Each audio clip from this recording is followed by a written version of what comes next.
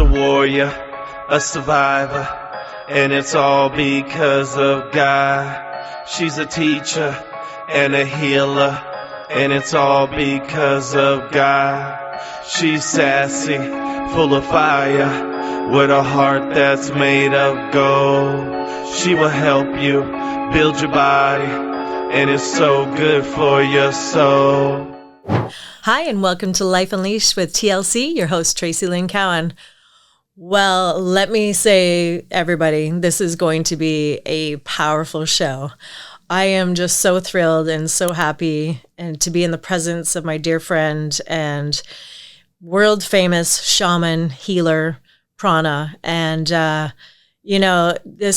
this man has done so much for me, and there's a lot of stories that we are going to share today. And I've grown and I've learned a lot from having Pranna in my life, and I'm so grateful and I have so much gratitude in my heart. So welcome to the show, Pranna. Thank you for having me. Absolutely, it's my pleasure. It's my pleasure. So, there's a lot of people out there that don't really know what a shaman is. And I tell you what, I didn't know what it was at first. And I have learned that I could be judgmental. And I did at the first think that a shaman was something that was kind of weird. And I didn't know what it was. And I'm just being honest, because we know a lot of people are out there like, oh, is it voodoo? Is it this? Is it black magic? Is it all these things? And I've learned what it is, and I've learned that Pranna is a healer, and it's such a magnificent thing, and you have to see it and experience it to believe it. But so, having said that, can you explain to our viewers and listeners what a shaman is, and who Pranna is, and how you became a shaman and a healer? Absolutely. So to get right into what a shaman is,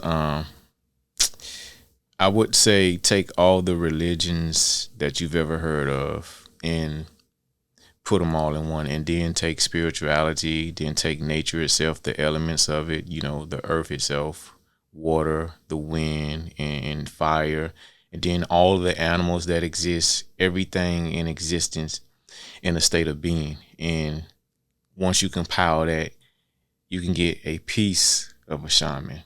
And the reason why I say that, it's a powerful thing to take on and to be, and it's something that you don't choose to be. You're chosen, if you will. However you want to approach it, by God, by the universe, is something that is impressed amongst you, whether you would want it to be or not. And when I say you're chosen, that comes with a lot in detail to say who's a shaman and who's not a shaman. It's something that you don't go to school for. It's truly all spiritual and universal. And through my experience and journey, what makes you the one that's chosen, because there's male shamans and female shamans, I would say that, God knows everything. And in that sense, you have to be the right vessel for what needs to be carried out through the world. Not a city or a state, but through the world. I've traveled many places, even though I didn't want to go, but I was up for the challenge. And of course, spirit knows better than any of us would know as human beings what needs to be done. So taking those challenges on and committing to it is what allowed me to possess the abilities, the gifts, if you will, and just being humble and receiving it. And that's what catapulted me to be able to do the things that I do. At first, was it easy? No, because the majority of the time I was like, yeah, I'm not doing that. I'm not going to be looked at as someone crazy. But when it boiled down to it, I really said to myself, what does it matter when it comes to the opinion of man when you have God backing you? And, that itself gave me the drive to keep moving forward. So it's like the footsteps in the sand, if you will. If you're willing to take those steps, then if God be for you, who can be against you? You know, and that's what I was willing to do. As I said before, challenging in the beginning because I didn't know where I was going, what I was doing, and it catapulted me into meditation, and it centered me. And with that being said, I began to know more of myself.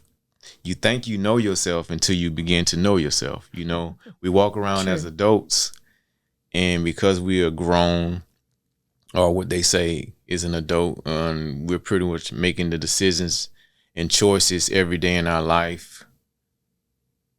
That's what we use to gauge who we are as an adult. Yeah, we're grown. You can't tell me what to do. But you begin to, if you're patient and humble enough, discover things about yourself you never paid attention to. What you don't like, what you do like, why you like it, why you don't like it. And then I would say it's like a rebirth that takes place. But it's only in that moment you can discover that when you take your time back to yourself, when you start to center yourself, when you really start to analyze your thoughts and hear yourself speak. Then you start judging yourself. What am I doing? What is my purpose here? And that's what made me take an interest more so, if you would say, who am I really? Yeah. You know, questioning myself. If we're all here for a purpose, then what is our purpose? You know, versus what we want to do. And that's what I had to narrow it down. I took everything that I had in my ideas and stuff, and they were just ideas, but it wasn't me. It was just a great idea. Okay, so what does it mean if you have a great idea, but it's actually not for you? You're going to find yourself starting over again. It's the cycle of repeating the same thing over and over and over again. And I realized I didn't want to do that. So I actually asked the question, what is my purpose? And I asked God to show me. Yeah. Wow. And I can say from that point, it got pretty interesting. You know, that's, you know, it sounds like a lot of responsibility too. I mean, to have that on you. I mean, I do believe that we have a purpose and we are put on this planet for a reason. And it is scary sometimes, you know, even just in me learning about myself every day and thinking, oh my gosh, it is, do I still have more to, I have so much more to learn still. And when you think about that and you realize it gets pretty scary, because I realized that I was put on this planet for a reason and to help people and heal people. But then you meet a person like Pranna and he comes into your life and it's just like, wow. I mean, it's like you just picked me up and like turned and twisted, and my mind was like, wow, I never really realized how powerful I was too until I met you. And I'll share what I mean by that. I think it's just beautiful what you do. And do you think, I have a question for you before we dive into everything. And do you think that God and the universe put you on the path to meet me before it was even done? Was that? Absolutely. I can say that without no hesitation. Absolutely. For sure. You were definitely a challenge for me. So I'm going to make a long story short in reference to that. I needed to go through the toughest challenges that I can go through in order to be able to go through the world. So that's why I appreciated meeting you. You know, so that meant a lot to me. And I had to realize it after we met. Wow. Well, I guess we should fill in for people what we're talking about, because this was quite the experience. So I'll condense it down a little bit. So we met through a mutual friend. Yes. And it was very unwilling meeting for me. I was in a pretty big turmoil place in my life. I'd just come through a really bad car accident. I had a lot of injuries. I was suffering from an undiagnosed brain injury, which was causing a lot of disruptions for me and a lot of personality changes and behavioral issues. And I was in a lot of pain. And so I had moved out of my place because I couldn't afford it anymore. I was going through some hardships because of my accident, and I had to get a roommate for the first time in a long time. And so I'm thinking, okay, you got to do what you got to do to get to where you want to be, right? So I said, okay, and I didn't know her very well. So anyway, I move in, and I'm thinking, okay, you know what? You got this, Trace. Like, let's just go and see what happens from here. She's not there a lot. And then the plot turned, and she's like, well, you know, I'm going to be leaving and I'm moving, and I've got a great new roommate coming in. I'm like, oh, and I mean, I didn't even want to meet anyone already because I was going through such a bad place in my life. And then she goes, yeah, you're going to love him. I'm like, I'm like, him? And I'm thinking, oh, heck no. I'm like, no. And I had already moved everything in, and I was just like, oh no, I don't want to do this. I literally had a temper tantrum on the spot. And so Pranna was kind of doomed from the beginning because I was like, nope, this is not happening. So anyway, Pranna comes in, and do you remember the first time that we met? Yeah, I do. Do you want to share your experience of that? So for me, I too, from this mutual friend, for his roommate situation, she's like, oh, I got a room available. She never told me that someone else was there until I arrived. So, you know, I was just as shocked as you was. In the introduction, I saw that you were in a security uniform and things of that nature. And she had begun to tell me about you as I got closer to the place. I'm like, okay, what am I walking into? And then when she introduced us, I immediately picked up that, you know, she had told you just as much about me as she told me about you, which is really nothing. Right. So I'm standing in front of you, we had shook hands, and you got on a security uniform, and you're all geared up, you know, with your weapons and stuff. I was like, okay. Self-defense tools. Yeah, self-defense. Exactly. I'm like, she's in a very defensive mode. Right. And it pretty much was that, you know, that the energy you was carrying was protective energy, which I definitely didn't blame you for that. That's a state that you should have been in, as we all should be. So I was like, okay. Yeah. So new roommate, very, very defensive mode. Even her clothes said security on it. So I said, yeah, I'm in for one. And I had told the mutual friend, I said, hey, look, she had told me a month or so. I said, no, I'm paying you so I can move in now. So that was another surprise to you, I would imagine, because when I came in and I saw you again, and I was like, hey, it's me again, and I'm your new roommate. And you was like, wait a minute, what? And I was like, oh my God. I'm like, you mean right now? And right. Yeah, yes. it was literally a mic drop moment. Everything just kind of, you know, just like my mind was, this is too much for me to handle. Yeah. And yeah, I mean, and it was so interesting because, you know, we're so different people. And I was in such a, well, we are and we aren't. And I was in such a place in my life that I was not willing to. I mean, I was in trauma mode. I was going through pain but it was funny. So we fast forward and we were making the best of it. It was interesting because I'm like, this guy is so boring. All he does is sit in his room and I'm like, what is he doing in there?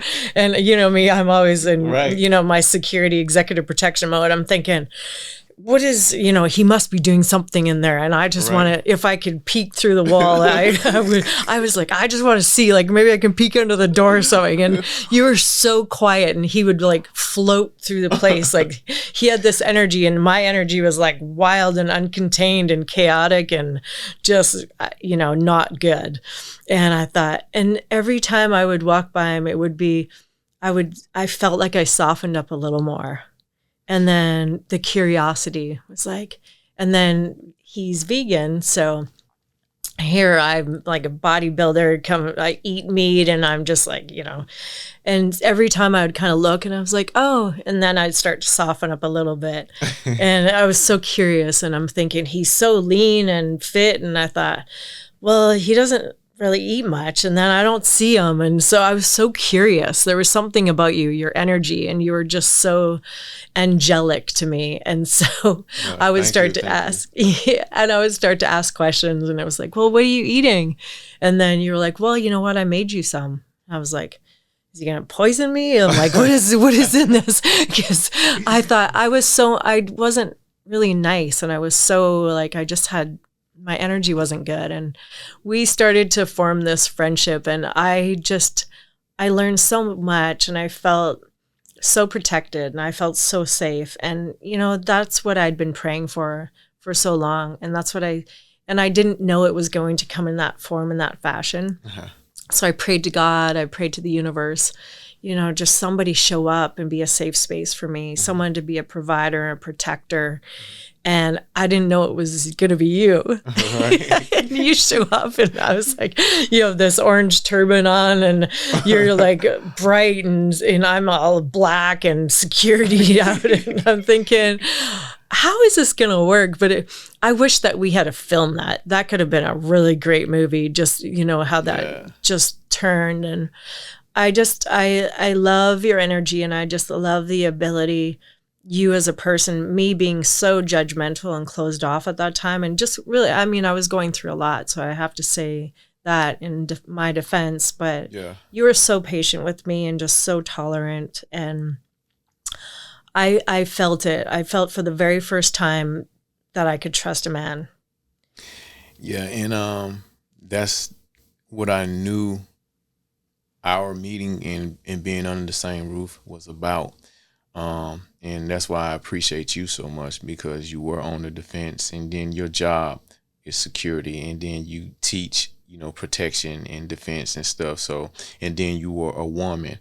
And what I saw to take advantage of, in being there with you was that, there are women that need to know that they're a man that can be trusted. So I said, here's an opportunity for me. And I saw that you was going through a lot, and especially when you told me your story. Mm-hmm. And I was like, okay, it's healing time. So for me, I was guided just to take my time to always offer things, never try to force anything. If you wasn't ready to change up the way you ate, then so be it. If you wasn't ready to meditate, then so be it. So a thing for me was also in teaching and learning people, and also having them learn how to teach themselves patience. That, as they say, the student becomes a teacher, and the teacher becomes the student. So I had to learn from you as well, Right. So rather than jump right into here's what you need to do to change that, I took an interest in your defense as far as teaching what you taught people, and your way of going about is how you looked at life and health and things of that nature. So I was open and allowed you to teach me, if you will, so I could learn your ways. And then later on, I suggested small things to change. Right. If you're trying to achieve this, then here's a suggestion. Do this versus that. And, those small things, I believe, helped us bond more and become closer to the point to where you were actually willing to sit and listen. And that made it easier for me rather than trying to force it. Right. I was trying to remember the day where I I was just like, it's okay. Because that was hard for me. And the more that I started to really appreciate you and the more that I felt safer around you, the harder it became for me. Because, you know, when you've had that hard exterior and tough exterior and that warrior, and we talked about it so many times, it's just like when I had this armor on me for so long, and then, you know, it's just like, it was such a battle. The dichotomy of it was like, I really love this, and I loved your feminine energy, which I didn't know that I would be able to appreciate that, because the masculine energy in me was always, you know, if a man was feminine in his feminine energy and masculine, then I would dominate. So I would switch it, and you saw that and you've seen that. So I had always been like, oh, okay, well, if you're feminine as a man, then you're not strong enough. And so then, you know, so I really struggled with all of it. And I never met a man in touch with his feminine side, but so masculine at the same time. Gotcha, yeah. And because you were so masculine, but then you were this loving heart energy that I had never seen before. So it was so unfamiliar to me. And then that's what brought that curiosity. I just felt so curious about you. And I was like, God, thank you. You know, I remember laying in my bed and being in my room, and before, you know, the times where I'd be like, Pranna, I mean, this poor guy, I had a really hard time sleeping, and I was having a lot of neurological issues and things like that. And I didn't know what was going on. I thought, everybody thought I was having panic attacks and anxiety, but I remember just laying there going, I'm so glad you're here. And I would say it out loud, but I didn't want to tell you, you know, because then it was me letting go of that side that protected me for so long, my whole life. And so I just appreciate it. And I remember being in gratitude so much around you and learning, like, this is what loving masculine energy looks like. And it's a safe space. And I know since, you know, I've been a survivor and, you know, been victorious of overcoming domestic violence and a lot of abuse in my past and in my life. And then I just thought, wow, okay, finally someone's suiting up and showing up, and you did do that. And I do believe that God brought you there. And because, I mean, this guy is patient. Pranna is patient. So I know that you are a healer. I know that I understand what a shaman is now. I would literally knock on your door how many times a week? I mean, as long as it was a door there, you was knocking. And it would get a little louder every time. I'm like, Pranna? And then I'm like, okay, no, he's not gonna show up for me, because, you know, no men show up. And then, but you know what the most beautiful thing was? There was not one time ever in the whole time that I was around you that I ever thought that you would take advantage of me or hurt me. And I thank you for that. Yeah, because... And I appreciate you. It's such a beautiful thing to be able to know that I can actually let go and surrender a little bit. Yeah. Because that's where my healing began. And you always showed up for me no matter what. And what do you think, do you remember the moment when I came to you and I was like, okay, I'm ready for my healing journey? I do remember the moment, and it's funny that you asked that. I go back to the beginning when I was saying, you know, you put it out there and you let it unfold naturally. You know, it's like what they call the universal law: when it's time, it's time. And when I first came to you, after, you know, you witnessing so many people come in and out of the house to receive sessions from me, and I said, hey, when you're ready, just let me know. I got you, you know. And we can talk about detail later on. And there would be times where I would be sitting at the table eating or in the kitchen, and I can feel you we were roommates at this point, so I can feel your presence. And you had this funny thing you'll do, you'll have your door open, but you wouldn't come out. And I would feel you. It's just like a child peeping around the corner. Is he there? And I would be I can't believe you actually know that. That's embarrassing. And it would be times totally I had my back turned, and I would be like, Tracy, yes. How was your day going? And I'm like, oh my gosh, he knows I'm here. I'm like, so it was funny to me. I adored those moments, and it was just all about you and your strength and your power coming to me and saying, I'm ready.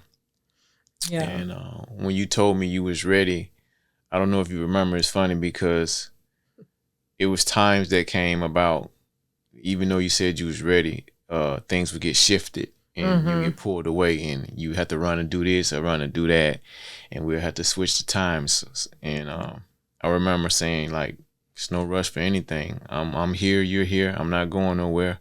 It'll happen when it needs to happen. The most important thing was you accepting and saying you was ready. Yeah. So I remember that, and that, I can't believe you actually knew that I was kind of peeking around the corner. I'm like, maybe if I just open the door a little bit, he might talk to me. It was so bizarre because normally, just normally I'm so extroverted and I'm so, out there, and I love talking to people but it was just this dynamic that we had between us that was just so interesting to me. And I still, when I think about it, it makes me laugh and it makes me smile with just like so much humor too, because our stories and just, again, when you would offer me food, and at first I was like, oh my gosh, he eats the weirdest thing. Is it's like a bird would eat this, and I'm thinking, how does he get full? And then I'm like, he actually eats a lot. And I mean, you were kind of was like a study project for me too, because I wanted to be like you. Okay. I got to the point where I was like, you were so zen. And I thought, oh my gosh, you literally had this feeling about you that you just floated. And I remember even with the baths, I'm like, oh my gosh, I haven't had a bath since I was a kid. If I have to have a bath, I got to sit in there and then I got to think. And you're like, this is the best place to be in your Epsom salts bath. And then I remember I finally adopted the philosophy of having a bath every night, and I love having my baths now. Oh yeah. I thought it was for old people. And then I was like, there's got to be something to this, because Pranna's doing it, and he's just this master of Zen. Yeah. And so I definitely think that God put us in each other's path to learn from each other, and you definitely hopefully you learn from me as well as I learn from you. Absolutely. But the beautiful moment was when I walked into the kitchen and I was like, Pranna, I'm ready. And then I was nervous. I was really nervous. So I want to share with people.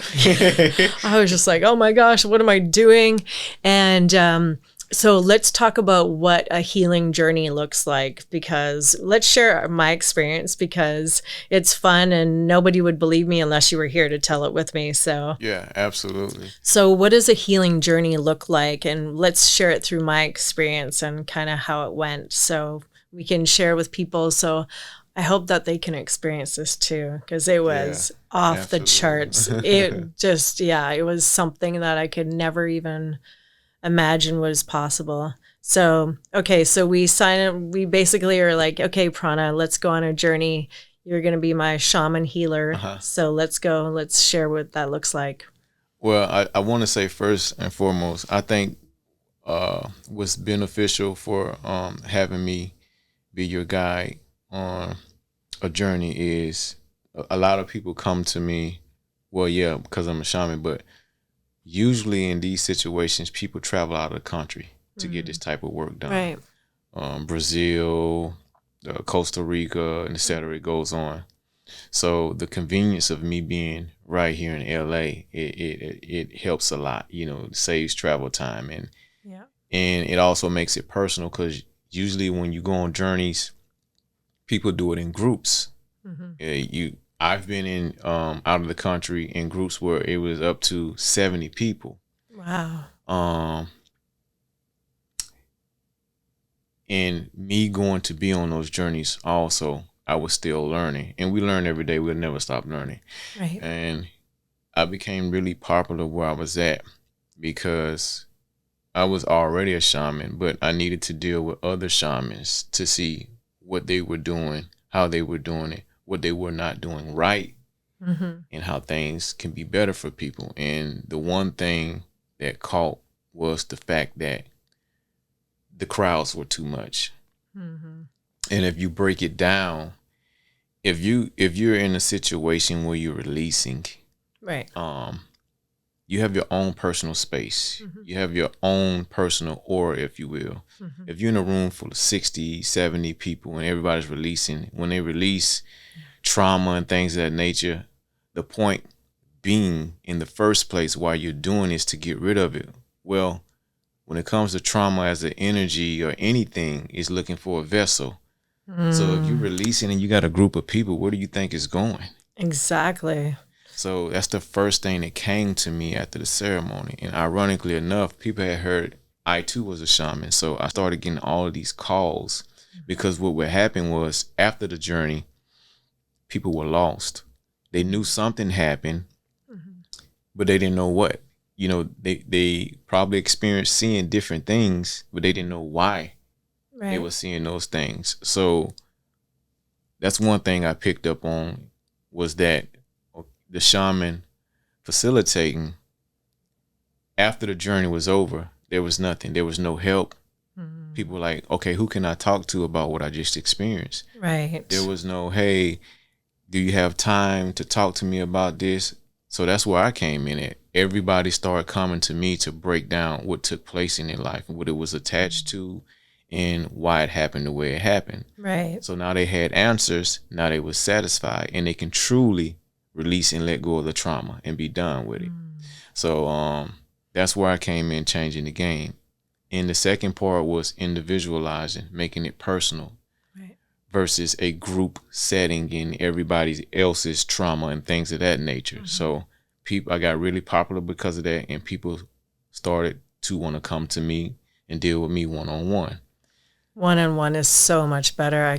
I couldn't even imagine going through that. And like you say too, it's like other people's traumas and crying. And I mean, I could imagine it being disruptive if you're on this beautiful journey and someone next to you is throwing up or crying or whatever they're doing or experiencing something, you know, that's disruptive for you in that moment. And that's what I loved about having that personalized experience, because again, it comes back to you have to trust somebody immensely to go through this process. And that's why I waited until I was ready. And I was like, okay, I trust this man with me being in this state, because, you know, it's a very vulnerable state.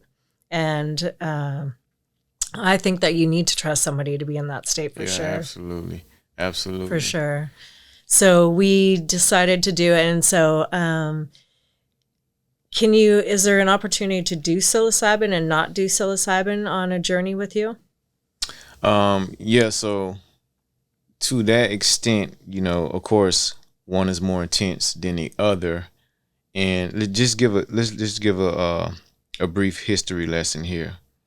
The original shamans back in the days, the client, if you will, would never take the medicine. It would only always be the shaman, and the shaman would go in. Okay. So we're in a new age now. People want to experience that spiritual or what you would call magical moment. So that's why people too are now taking the psilocybin, the plant medicines, whatever it is that they choose. So that's the difference. This is a whole new age, whole new era. So versus only the shaman taking it now, the shaman and the person taking it, and the shaman holds the person's hand. Because you go on the other side and you get to see things. And the comfort in it all is that the person facilitating is there to protect you. You always hear their voice and they comfort you. And, you know, with them holding your hand, you know that you're not alone. Right. You know. So tell me about the experience of you taking the plant medicine as well at the same time. So how do you go in when you refer to going in? What does that mean? What does that look like? Okay, so to simplify, you know, I don't think anyone can argue this fact. We, more than anything, we are spiritual first, and we are spirits wrapped in the flesh. So, and just to get to facts, if anyone would want to argue that, if your spirit leaves your body right now, then you're gone.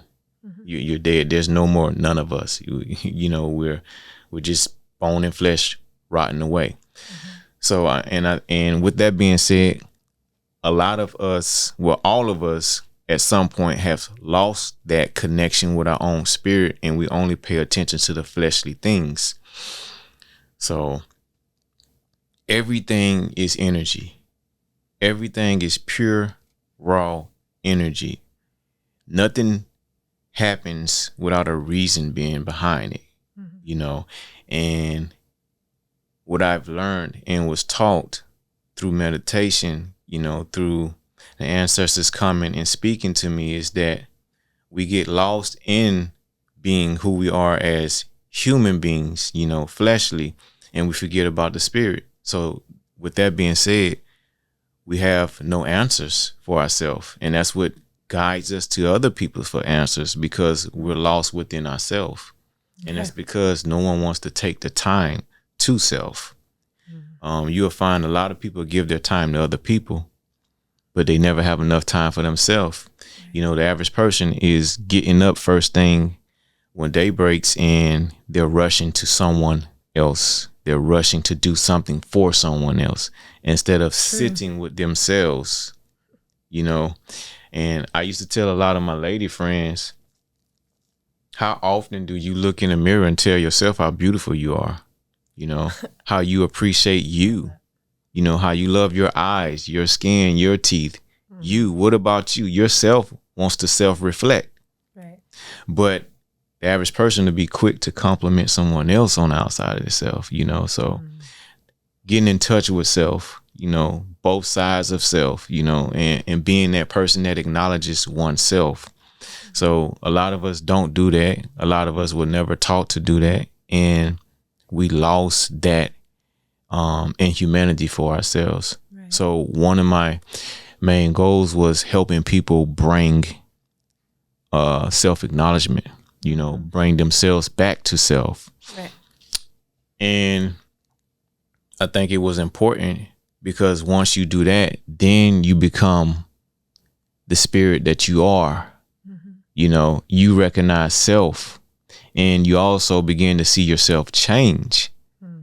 True. And people will recognize in you your change before you do. That's how fast we are in society with just keeping it moving and not paying attention to self.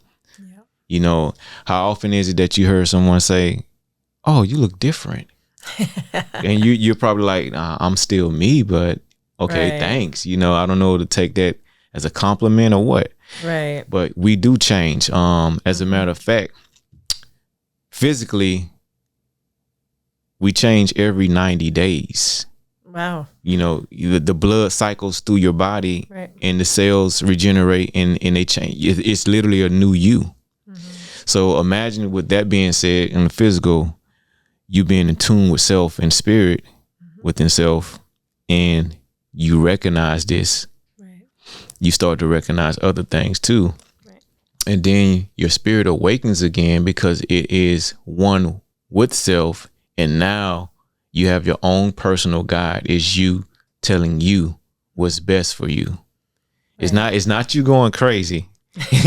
So let's get that straight. It's not you going crazy. It's you being tuned in with self. You know, that self, that inner voice.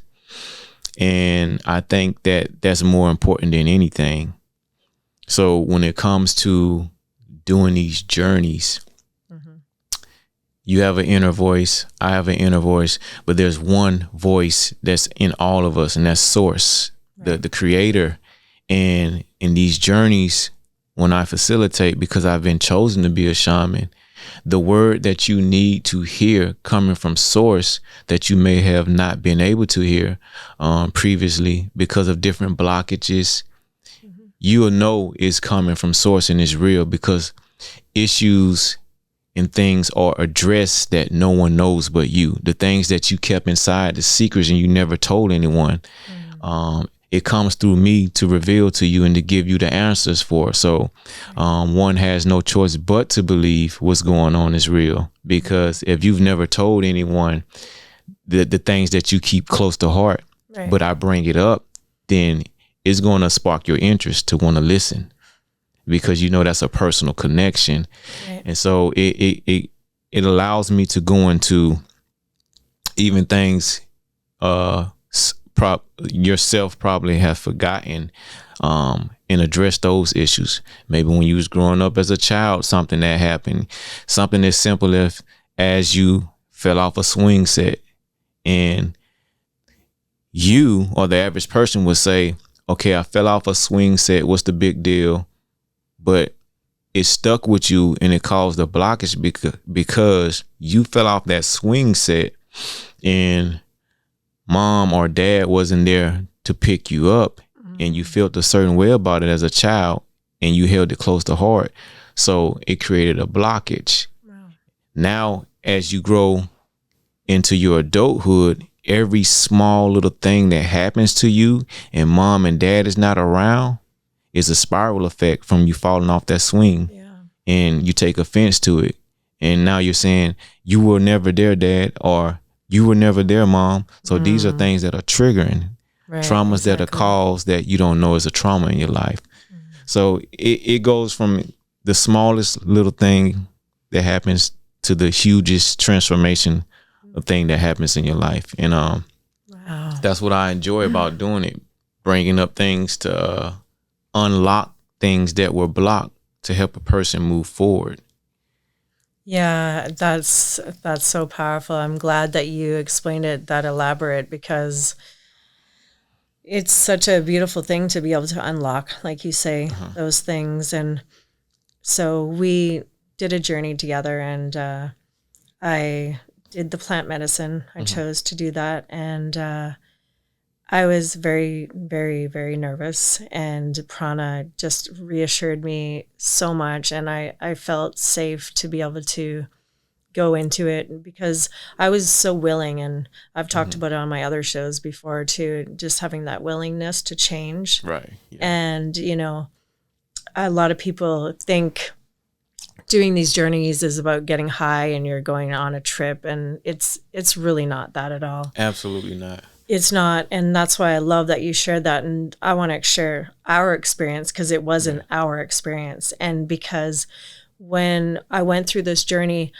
it was so beautiful, because there was a lot of things that came up. And as I can explain it, so I was laying on a table, and it was like a massage style table, and I was relaxed, very comfortable, very warm.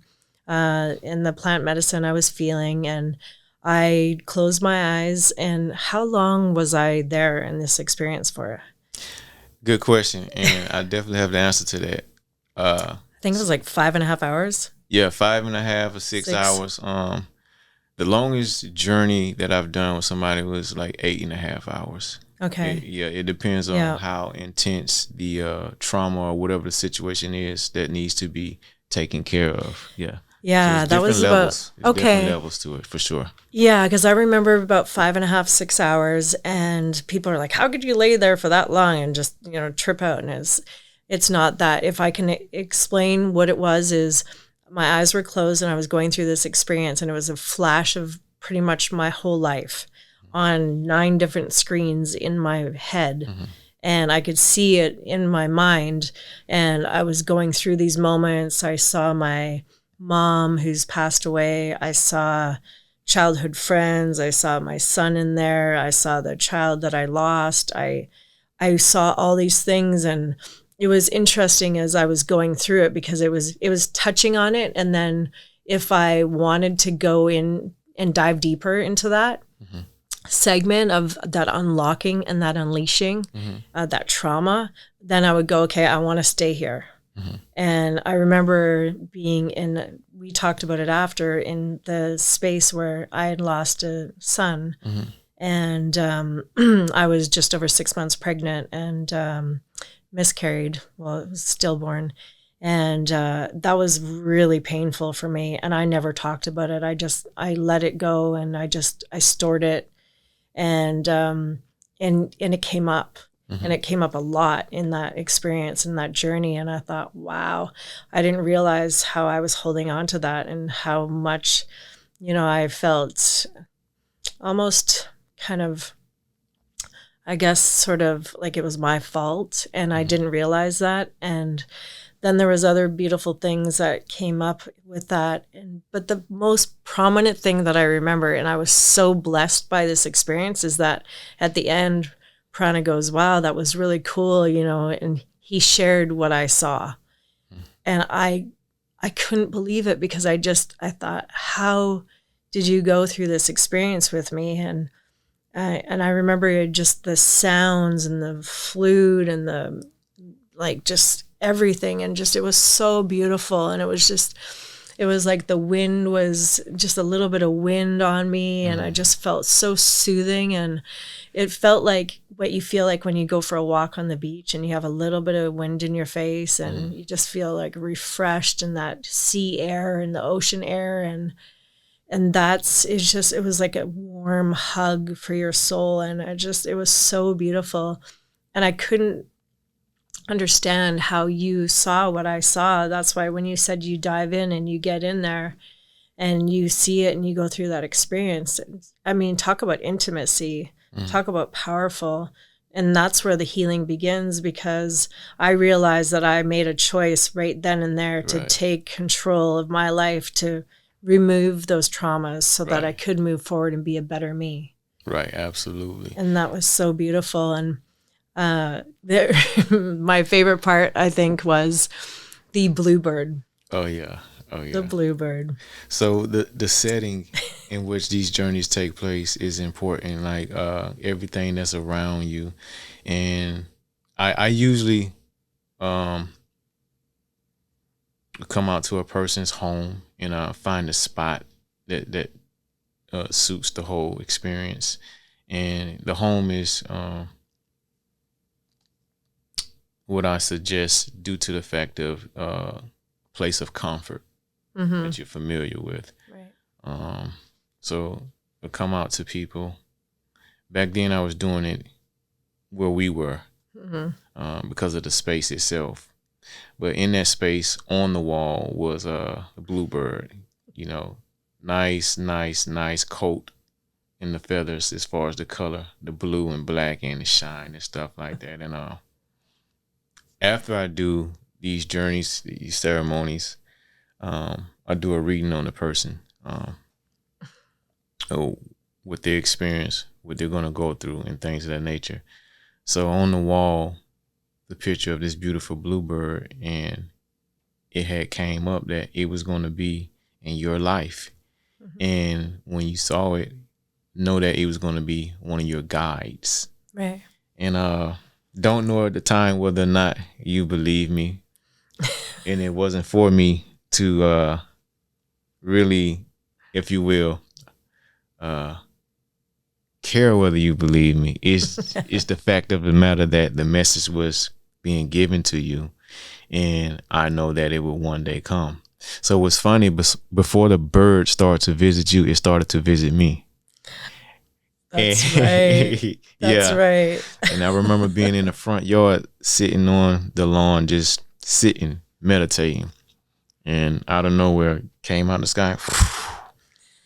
And it came twice. Landed, then it took off because I wasn't paying attention. Then it came back, landed again. And I was like, man, that is a beautiful coat on that bird.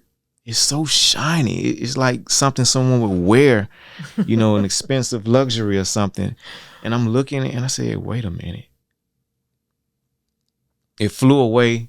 I ran in the house. I went into the room where we did the ceremony, and I looked on the wall. I said, oh my God, that is the bird. That is an exact replica of the bird. I went back out there and I was like, I see you.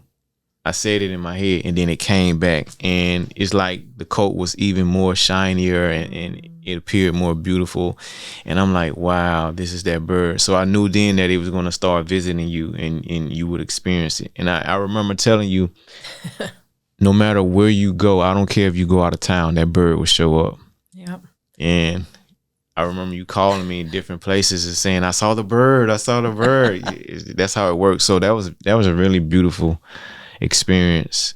That was really, really profound for me because, well, it's funny because I got a tattoo when I was 12 years old of a bluebird on my chest, because every woman should have a tattoo on their chest, not. and I always wanted to remove it, and I'm in the process of half removing it, and it's funny. So the bluebird symboled freedom to me.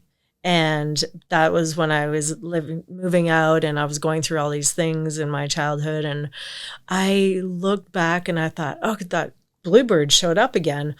And so after the session, the ceremony, and the journey together, Pranna and I took a walk, and it was just such a beautiful walk. And I remember when I sat up on the table, Pranna went, wow. And he goes, you have to go look at your eyes. You just have to go look at the mirror. And you said, I looked literally like 10, 20 years younger. I looked like a little girl.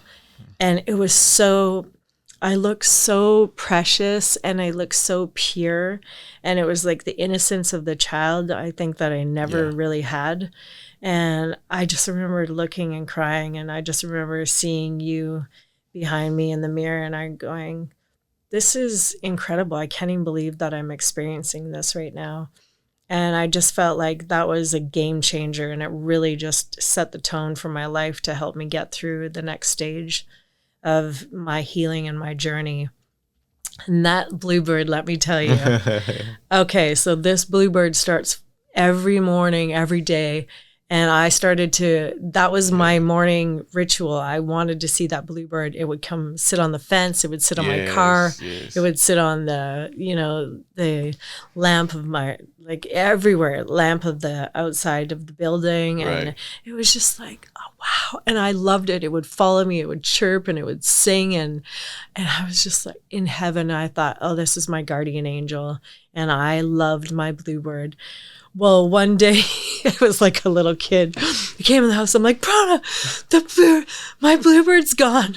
I was like, the bluebird's gone. And he goes, that's good. And I was like, no, you don't understand. My bluebird's gone. He hasn't come. I don't know where he went. And I was like, something happened. And you were like, no. You said that's good. That means that you're on the next stage of your journey. Right. And I went, oh, I mean, there's still a part of me that misses my bluebird, because it was such a beautiful thing, and it was safety and security for me. Right. Yeah. But then when you put it into that context and you explained to me that I elevated to the next level and it was ready for me to move on. Right. And then I understood. So, but it took me, I mourned the loss of my little bluebird. It will return. It will return. It always comes back. When you enter your second level, it meets you at all levels, whatever it is to be your guide. For you, as a bluebird.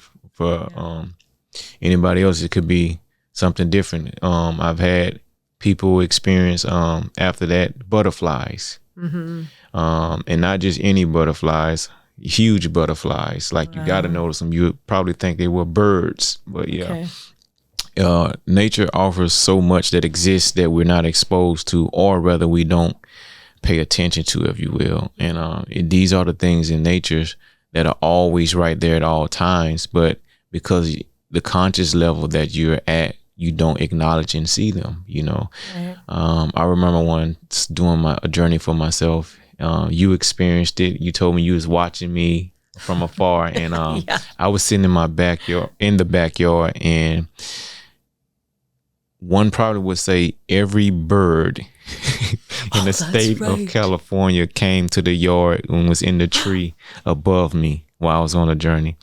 And I remember you saying, yeah, I just heard all these birds and I was looking out the window like, what is going on? And then when I saw you, I was like, oh, okay. So That makes sense. I went for a walk right. that day in the neighborhood, and it comes a time where birds migrate. Mm-hmm. They all come together. I would assume that's what people thought was going on in migration. Because Right. everywhere I walked in the neighborhood, they were in the sky above me, following me. I know.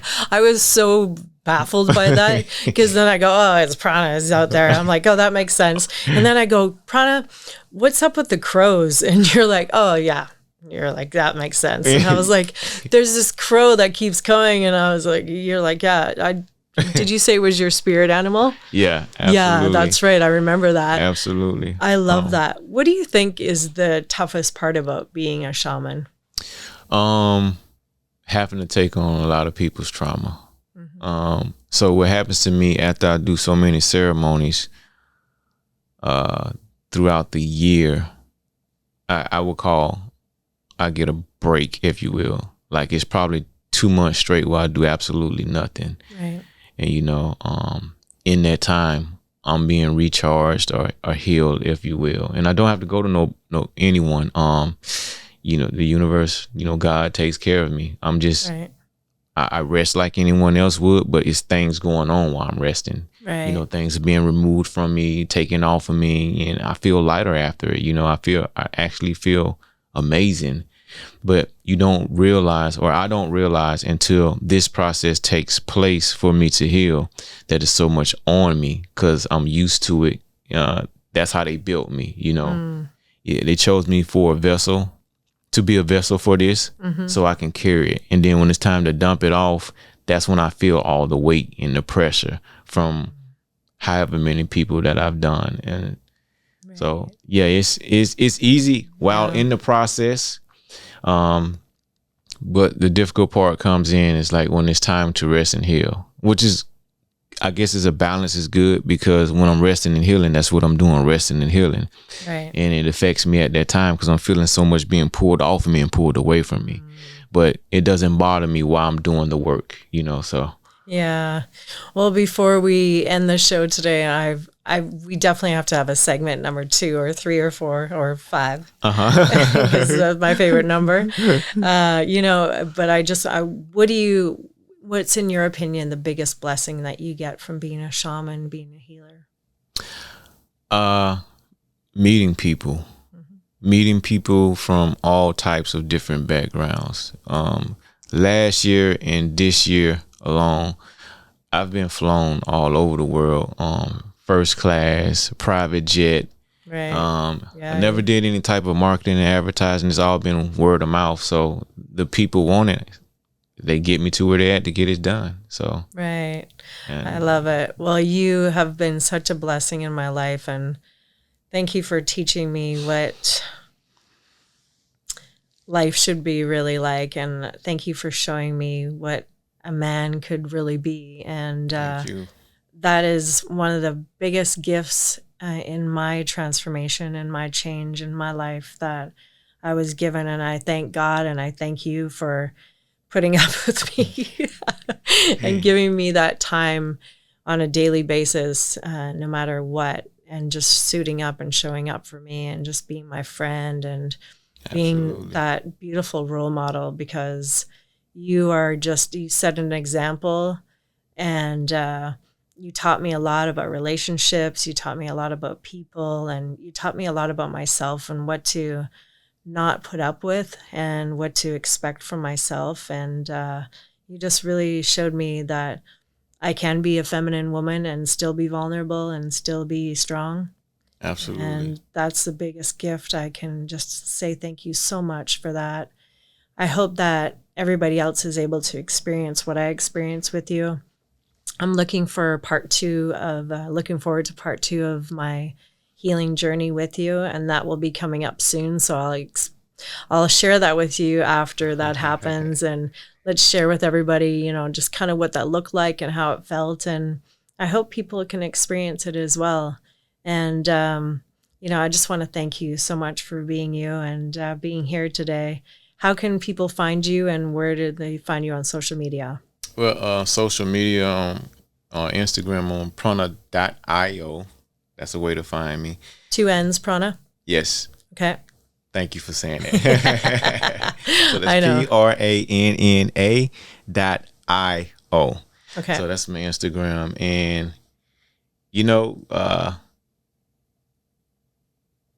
reaching out to people like you, that's a way. And I say that because we are the internet. We are Wi-Fi. And it's the connection between us that helps one another build themselves up. And we are the real true connection, Right. And as I was saying earlier, I never advertised or market anything. I know for a fact that I've did well over 250 ceremonies, and all that has been about through ways of communication of word of mouth. Right. Never no website or anything like that. And that's what makes it beautiful and exclusive. So, right. Ladies, the amazing Traci, you should talk to her, as far as woman to woman, because I think it's better that a powerful woman like yourself with the power to communicate and help other women feel safe. Right. And coming from someone like you is easy to trust. So, yeah. And then, the personal experience, having a conversation with me also would allow you to trust after talking to a woman like this, her statue. So I appreciate that. Absolutely. And the last thing before we go, so from the time that we haven't seen each other to today, how has my energy shifted, and how am I showing up to you today? Oh man, great question. From my talks on the phone to me, my personal experience with you, your energy has shifted to one of a leader. I do strongly believe that you, as a woman that has went through what you went through, you are a leader for those who've went through the same experience and has had no, if you will, outreach or outlet or a way to be able to communicate or heal and truly be healed from that experience, at least, because it's things that's going to come amongst us every day that cause us to have to heal again, Right. But when you're carrying stuff from the past that was never healed, and then it's added on to by the things that come to you, right, it's really heavy on the body, right, the soul and the spirit. So having someone like you, knowing someone like you, that women have access to is important, because you can approach it in the physical from that perspective, and you can also approach it from the spiritual. Thank you. Well, I always know, because when Pranna is not present in my life, that means that I need to work on myself a little bit more. And when I am in a good space and I'm high vibration, Pranna shows up. And so he's here today. So that shows me that I'm, on the right path. And I appreciate you so much. Thank you for being here today. Go follow Pranna.io on Instagram. And, I'm so glad you didn't beat me up with that staff today. I know everyone's going to ask what it's there for. So yeah, this I is guess my staff. It helps keeps me grounded. Interesting story. I found this in nature. Never touched it. It was already cut and carved out like this. Oh, wow. Broke off a tree sitting at the bottom of the tree branch, and I picked it up, and it's been with me. My journey started in 2009. So, okay. Yeah. I love it. Well, I thought either he's going to beat the crap out of me with it, or I don't know, but I knew you guys would be asking, so I had to ask before we go. Yeah. Pranna, I love you dearly, and thank you so much. Yeah, I look forward for having me. Yeah, I look forward to the next time. Thank you. Right. You guys, thank you so much for being here. This has been so fantastic. I could talk for days and hours with Pranna, and I love having him in our presence. So hopefully you enjoyed it as well. We'll see you next week on Life Unleashed with TLC. You can find me on social media, TLC Unleashed, and all the platforms. So check it out, like, subscribe, and share the message. And hopefully we're sharing more experience, strength, and hope with you next time. We'll see you then. Bye for now. Peace and love. Bye. She's a warrior, a survivor, and it's all because of God. She's a teacher and a healer, and it's all because of God. She's sassy, full of fire, with a heart that's made of gold. She will help you build your body, and it's so good for your soul.